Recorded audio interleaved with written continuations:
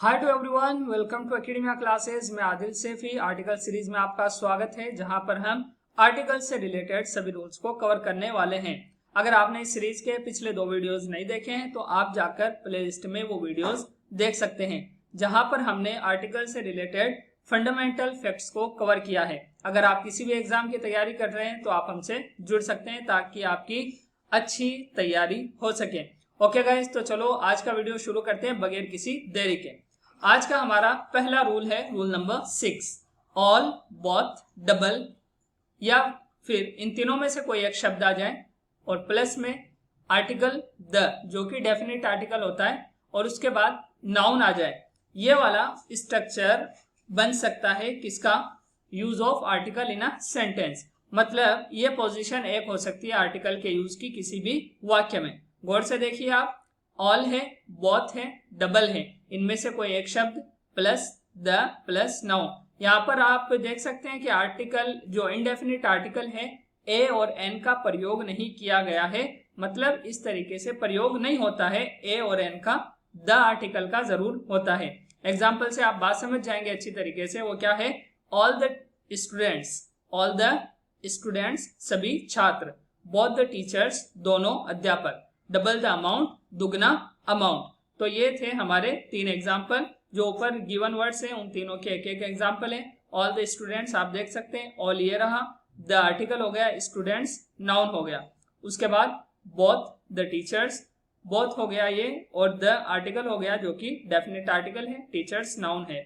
Double the amount, double the हमारा definite article और amount एक नाउन है। तो ये था रूल नंबर 6। ये एक स्ट्रक्चर है, ये एक पोजीशन ऑफ आर्टिकल है जो किसी भी वाक्य में प्रयोग की जा सकती है।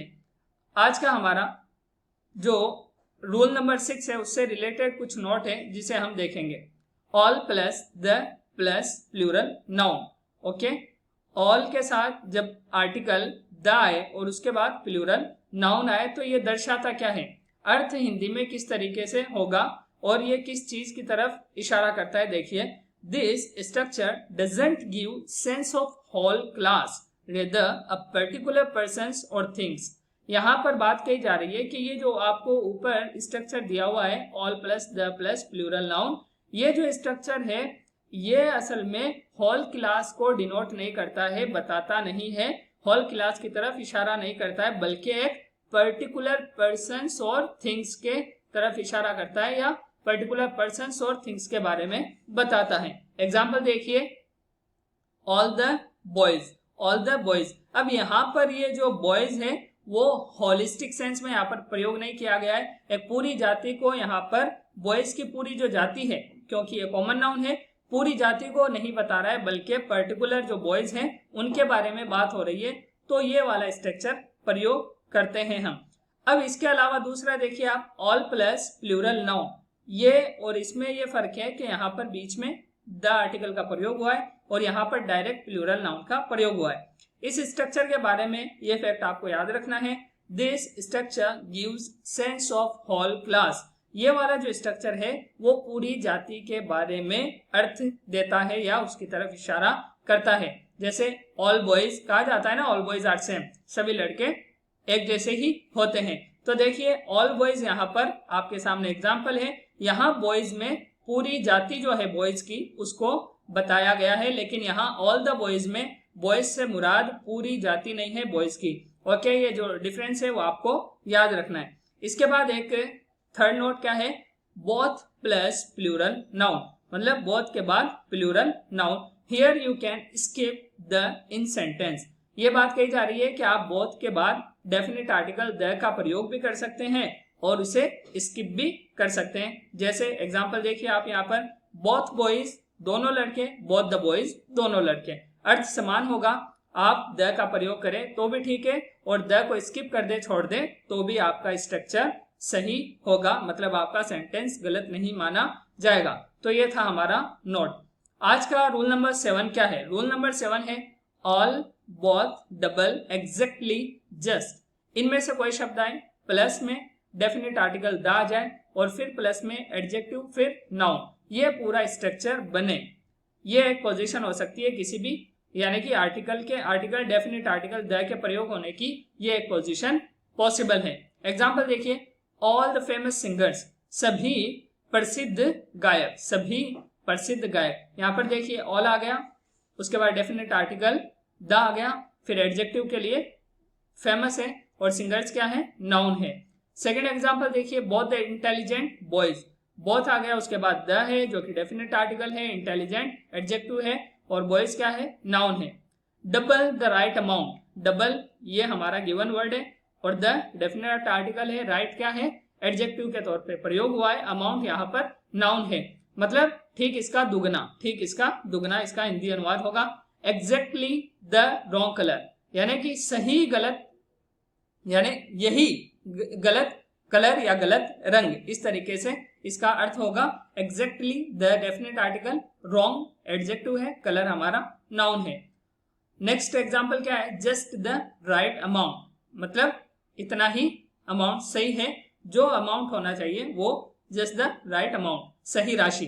ओके, तो यहाँ पर जस्ट आया, उसके बाद आर्टिकल द का प्रयोग हुआ है जो कि डेफिनेट आर्टिकल है, उसके बाद राइट क्या है, एडजेक्टिव है और अमाउंट क्या है, नाउन है। तो यहाँ ऊपर जो गिवन वर्ड्स है उन सब से एक एक एग्जांपल आपके सामने दे दिए गए हैं ताकि कोई कंफ्यूजन बाकी ना रहे। अब इन सब के यानी कि प्लस में द का प्रयोग किया गया है, देख सकते हैं आप पांचों वाक्यों में द के प्रयोग को आप देख सकते हैं, पांचों ही वाक्यों में द का प्रयोग किया गया है जो कि डेफिनेट आर्टिकल है। और द के बाद famous, intelligent, right, wrong, right, ये पांचों क्या है, एडजेक्टिव है। Singers, boys, amount, colour, amount, ये सब क्या है, नाउन है। तो ऊपर वाले स्ट्रक्चर के मुताबिक पांचों वाक्य सही है। नोट देखिए, नोट क्या है, जस्ट के साथ एक एक्सेप्शन है, मतलब एक अपवाद है, वो क्या, जस्ट प्लस ए और an plus adjective plus noun. कहने का मतलब है जस्ट जो वर्ड है जो हमने अभी ऊपर देखा है जिसके साथ द का प्रयोग किया है, उसके साथ इंडेफिनिट आर्टिकल ए और एन का भी प्रयोग किया जा सकता है। ओके, ये बात आपको याद रखनी है, जस्ट के साथ आर्टिकल ए और एन का भी प्रयोग किया जा सकता है। एग्जाम्पल आपके सामने है, जस्ट एन ऑर्डिनरी मैन, बस एक साधारण व्यक्ति, साधारण आदमी। अब यहाँ पर जस्ट के बाद द का नहीं बल्कि एन का प्रयोग किया गया है। एन का क्यों किया गया है, क्योंकि ऑर्डिनरी जो ये क्या है, एडजेक्टिव है, उसका जो पहला साउंड है वो क्या है, वॉवेल्स में से है। इसके ऊपर हम बात करेंगे अगली वाली स्लाइड्स में। ओके, नेक्स्ट एग्जांपल देखिए, जस्ट ए स्मार्ट बॉय, बस एक स्मार्ट लड़का। तो यहाँ पर भी जस्ट के बाद इनडेफिनिट आर्टिकल में से ए आया है, तो कहने का मतलब ये है कि जस्ट के बाद इनडेफिनिट आर्टिकल ए और एन का प्रयोग किया जा सकता है, लेकिन ऑल, बोथ, डबल, एग्जैक्टली, इनके बाद हम आर्टिकल द का प्रयोग करते हैं।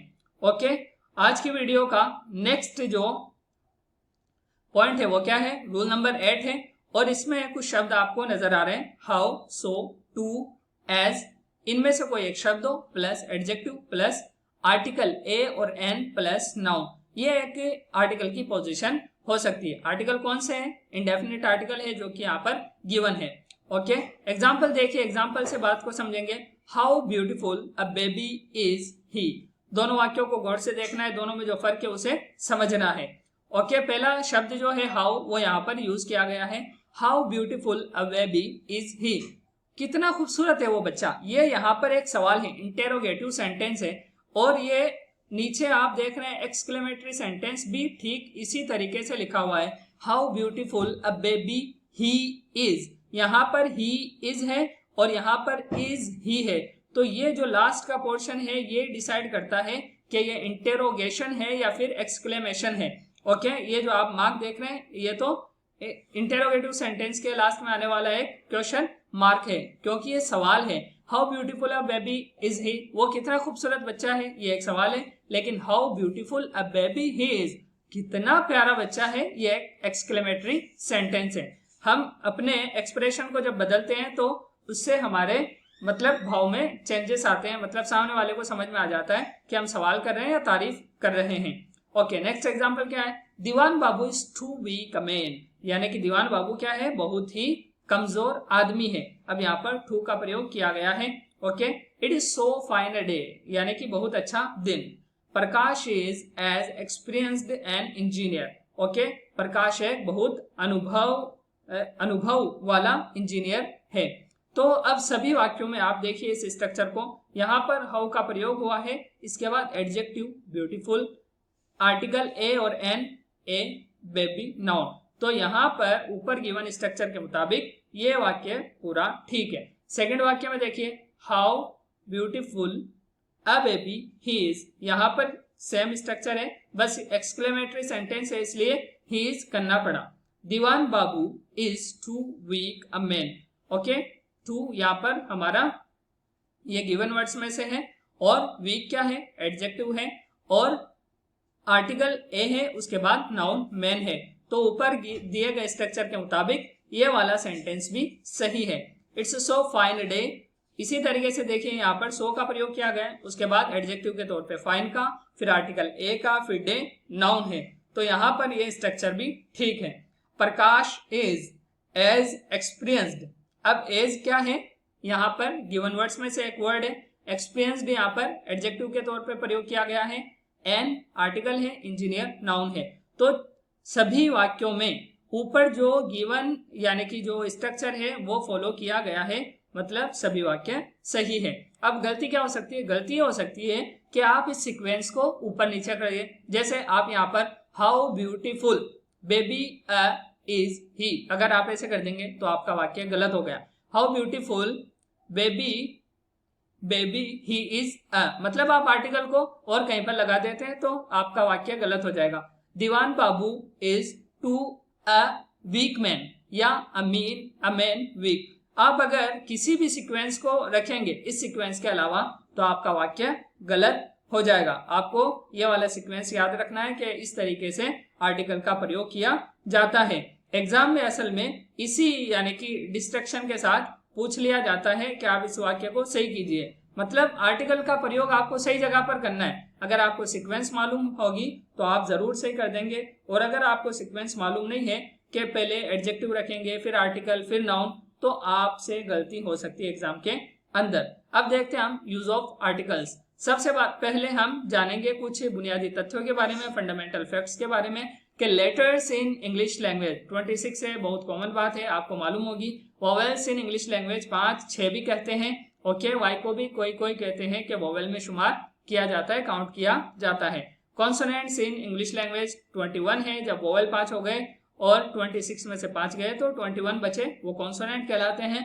अब देखिए साउंड के बारे में क्या है, consonant sound in English language. अब कॉन्सोनेंट साउंड जो है वो 21 लेटर्स के 24 कॉन्सोनेंट साउंड है, लेकिन वोवेल तो 5 ही है, लेकिन उसके साउंड 20 है। कितने हैं, 20। Vowel sound in English language 20 है, इसीलिए कहते हैं letter sound in English language 44। मतलब इंग्लिश भाषा के जो अक्षर हैं, जो लेटर्स हैं, उनके जब साउंड की बात की जाती है तो वो 44 काउंट किए जाते हैं, लेकिन अगर लेटर की बात की जाती है तो वो 26 होते हैं, और उनमें भी वोवेल्स 5 होते हैं और कॉन्सोनेंट 21 मतलब 21 होते हैं। आज की इस यानी कि स्लाइड में हम बात करेंगे यूज ऑफ ए और एन। आपने सुना होगा कॉन्सेप्ट ऑफ ए और एन, कि कहां पर ए का प्रयोग करें, कहां पर एन का करें, जबकि दोनों का अर्थ एक ही होता है। तो ये आपके सामने चार्ट बना हुआ है, आसानी से आप इसको समझ सकते हैं। क्या है चार्ट, वर्ड यहाँ पर है, यहाँ पे सबसे ऊपर लिखा हुआ है वर्ड। कोई भी वर्ड होगा उसको इस तरीके से देखना है, first letter consonant, first letter यहाँ पर कॉन्सोनेंट, और ये साउंड है असल में, कॉन्सोनेंट फर्स्ट साउंड है, यहाँ पर थोड़ा सा मिस्टेक हो गई है एडिटिंग में। फर्स्ट लेटर क्या हो, मतलब पहला अक्षर क्या हो, कॉन्सोनेंट हो, और फर्स्ट साउंड क्या हो, कॉन्सोनेंट। जब दोनों कॉन्सोनेंट होंगे, मतलब अक्षर भी कॉन्सोनेंट है और साउंड भी कॉन्सोनेंट वाला ही है, तब हम ए का प्रयोग करेंगे, जो कि आप देख सकते हैं। एग्जाम्पल आपके सामने है अ कैट, क्योंकि कैट का जो पहला अक्षर है वो कॉन्सोनेंट है और आवाज भी कॉन्सोनेंट वाली ही है। सेकेंड स्ट्रक्चर क्या बन सकता है, वो ये है, एक शब्द है, उसका पहला अक्षर क्या है, कॉन्सोनेंट है, और पहली वॉइस मतलब फर्स्ट साउंड क्या है, वो वोवेल है। क्या है, वोवेल है। दिखने में तो वो कॉन्सोनेंट नजर आ रहा है पहला अक्षर, लेकिन उसकी आवाज क्या है, उस शब्द के पहले अक्षर की आवाज क्या है, वो वोवेल की है। तब हम किसका प्रयोग करेंगे, एन का प्रयोग करेंगे। एग्जाम्पल आपके सामने है, एन ऑनेस्ट मैन। यहाँ पर पहला अक्षर एच है, जो कि क्या है, कॉन्सोनेंट है, लेकिन आवाज क्या आती है, ऑनेस्ट मैन बोलते हैं हम। हॉनेस्ट मैन गलत प्रोनाउंसिएशन है इस शब्द का, अगर कोई बोलता है तो वो ठीक कर ले। ओके, अगला स्ट्रक्चर क्या बनता है, एन का प्रयोग करेंगे कब, जब शब्द का पहला अक्षर क्या हो, वोवेल हो, first letter vowel and first sound vowel, दोनों वोवेल हो, तब तो हम जरूर भी जरूर किसका प्रयोग करेंगे, एन का प्रयोग करेंगे। एग्जाम्पल आपके सामने है, एन ऑरेंज, ऑरेंज में आप देख सकते हैं ओ क्या है, वोवेल में से है, क्योंकि वोवेल 5 है, ए ई आई ओ यू, तो ओ वोवेल्स में से है और इसकी आवाज भी वोवेल्स वाली है, इसलिए हमने एन का प्रयोग किया है।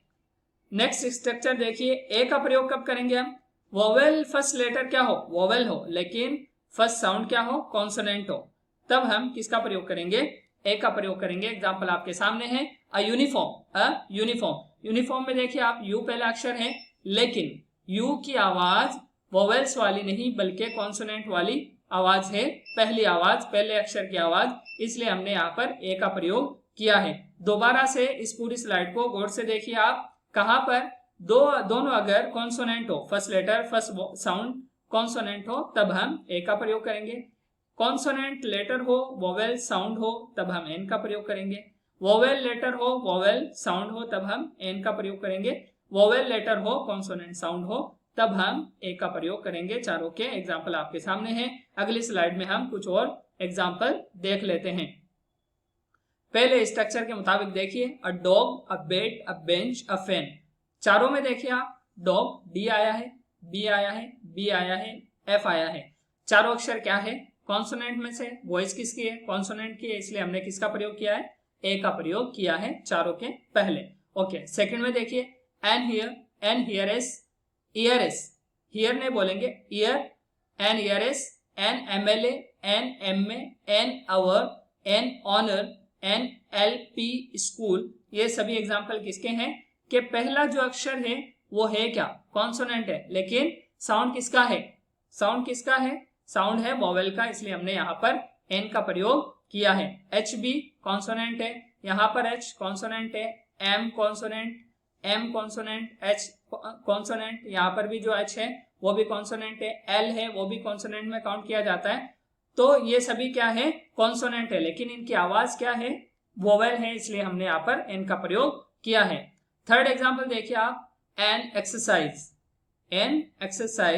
क्यों इसका प्रयोग क्यों किया हमने एन का, क्योंकि ई वोवेल में से है और आवाज भी वोवेल वाली है, दोनों ही है, इसलिए हमने एन का प्रयोग किया है। ऑक्स में अक्षर कौन सा है, पहला ओ है जो कि वोवेल्स में से है और साउंड भी वोवेल्स का है। एक्स का भी पहला अक्षर वोवेल्स है और साउंड भी वोवेल्स में से है, इंडियन में भी उसी तरीके से, एन अगली गर्ल, एन अम्ब्रेला, सभी में पहला अक्षर भी वोवेल्स है और साउंड भी वोवेल वाला है, इसलिए हमने यहाँ पर एन का प्रयोग किया है।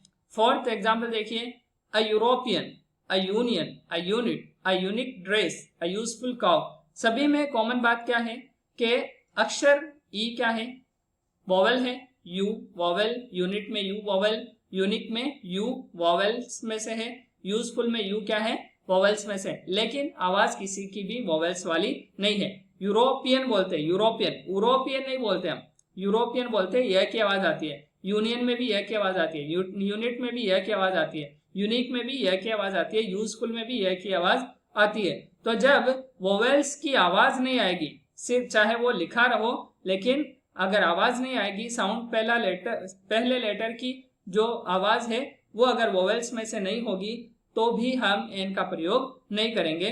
तो ये कुछ बुनियादी कॉन्सेप्ट थे, फंडामेंटल फैक्ट्स थे, ए और एन जो कॉन्सेप्ट है यूज करने का, उसके बारे में नोट देख लीजिए। यहाँ पे आज लास्ट जो फैक्ट है वो ये है, साउंड कंफ्यूजन, कुछ शब्द है जिनके हवाले से मतलब साउंड कंफ्यूजन रहता है कि यहाँ पर ए प्रयोग किया जाए या एन, जैसे a wooden table, a wooden table वह होता है अ वुडन टेबल, अगर कोई वुडन टेबल पढ़ ले और फिर उसके हिसाब से एन वुडन टेबल, तो ये गलत प्रयोग हो जाएगा। उसी तरीके से a year, okay, an year प्रयोग नहीं करना है, एन ईयर प्रयोग नहीं करना है, बल्कि अ ईयर।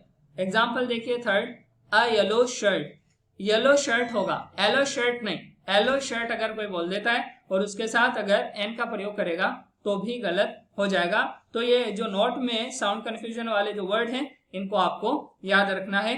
आज की वीडियो में बस इतना ही। कल से हम जो रूल्स हैं आर्टिकल्स के, असल में जो रूल्स हैं उन्हें कवर करेंगे। अगर आपको वीडियो पसंद आई है तो जरूर लाइक कीजिए और कमेंट कीजिए वीडियो पर और अपने दोस्तों के साथ शेयर कीजिए।